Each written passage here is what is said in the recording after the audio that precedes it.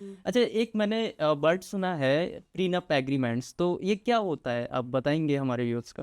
जी, prenup agreement India में तो नहीं है, ऐसा कोई लीगल फ्रेमवर्क नहीं है, ऐसा कोई कॉन्सेप्ट नहीं है इंडिया में। बट अब्रॉड में प्रीनप अग्रीमेंट जो होता है, वहाँ पे प्रीनप अग्रीमेंट एक तरीके का अग्रीमेंट है जो शादी से पहले हस्बैंड और वाइफ एंटर करते हैं, और उसमें आपके क्या राइट्स होंगे, क्या ड्यूटीज़ होंगे टुवर्ड्स योर असेट्स, और एलिमनी क्या डिसाइड होगी डिवोर्स के टाइम पे, ये सारी चीज़ें पहले से डिसाइडेड होती है, ऑलराइट। ताकि अगर दोनों पार्टीज फ्यूचर में डिवोर्स लेने का सोचती हैं तो वो सारे सेटलमेंट्स उस प्रीनप अग्रीमेंट के अकॉर्डिंग हो जाता है उन हो दोनों के बीच में। तो हमारे इंडिया में ये नहीं है, लीगल नहीं है, बट बाहर ऐसा होता है सो भारत में। बेसिकली अगर देखा जाए तो प्रीनप एग्रीमेंट एक होता है जहाँ पे वो हस्बैंड एंड वाइफ्स की जो रोल्स एंड रिस्पॉन्सिबिलिटीज है वो क्लियरली वहाँ पे इन रिटर्न मेंशन होते हैं। मेंशन करता है। एंड सेकेंडली अगर फर्दर डिस्प्यूट्स होते हैं तो वहाँ पे वो भी मेंशन होता है कि उनको कैसे रिजॉल्व करना है, कितनी एलिमनी देनी है एंड ऑल सारी चीज़ें। बच्चा है तो कस्टडी किसके पास रहेगी, कैसे रहेगा। ऑलराइट। जी, सो बेसिकली वो पहले से ही सारा डिसाइडेड डिसाइडेड रहता होता है सो दैट इन फ्यूचर कोई प्रॉब्लम्स ना है। आए। एंड अनफॉर्चुनेटली इंडिया में नहीं है, लाइक लीगल नहीं है। नहीं इंडिया में नहीं है, क्योंकि उसका एक रीज़न है। सबसे पहले तो हमारा इंडियन कॉन्ट्रैक्ट एक्ट है, वो बार करता है। वो कहता है कि अगर कंडीशनल मैरिज में आप कोई कंडीशन नहीं लगा सकते, मैरिज में अगर कोई कंडीशन हो गई तो आपकी मैरिज इनवैलिड हो जाएगी।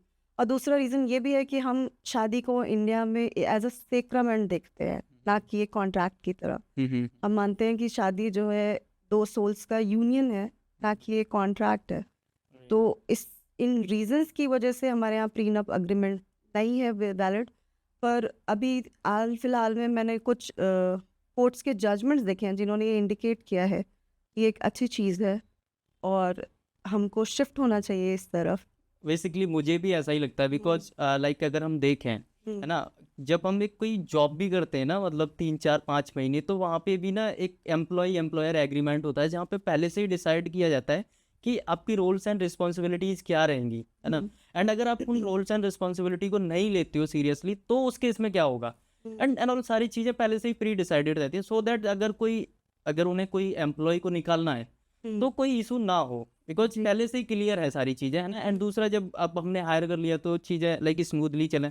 वैसे ही सेम मेरे को लगता है कि ये तो हम एक जॉब की बात होगी, अब यहाँ पे हम दो लोग जहाँ पे हम कमिटमेंट कर रहे हैं कि हम पूरी जिंदगी भर साथ रहेंगे, है ना। अब जब साथ रहेंगे तो थोड़ा सा रोल्स एंड रिस्पॉन्सिबिलिटीज रहेंगी ना एक दूसरे की। मतलब ऐसा तो नहीं है कि सारी जिम्मेदारी एक ही पर्सन की रहेगी, जी। दोनों की बराबर रहेगी। तो वो क्या जिम्मेदारियां रहेंगी वो अगर इन रिटर्न पहले से हो जाए तो मेरे को लगता है ये बहुत अच्छी चीज़ है।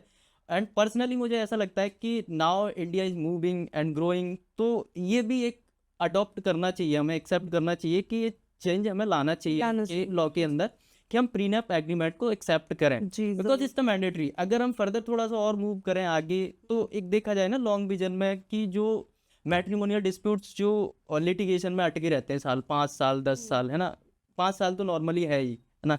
तो वो जो लिटिगेशन में केसेस जा रहा है ना, मुझे ऐसा लगता है कि अगर वो चीज़ पहले से हमारी डिफाइन हो गई तो पहली नंबर में मैट्रिमोनियल डिस्प्यूट्स आएंगे नहीं। दूसरी चीज़ ये है कि वो अगर आएंगे भी तो लिटिगेशन में 5 साल तक नहीं जाएंगे, वो विद इन 2 ईयर शॉर्ट हो जाएंगे, बिकॉज सारी चीज़ें पहले से ही डिफाइंड है ना।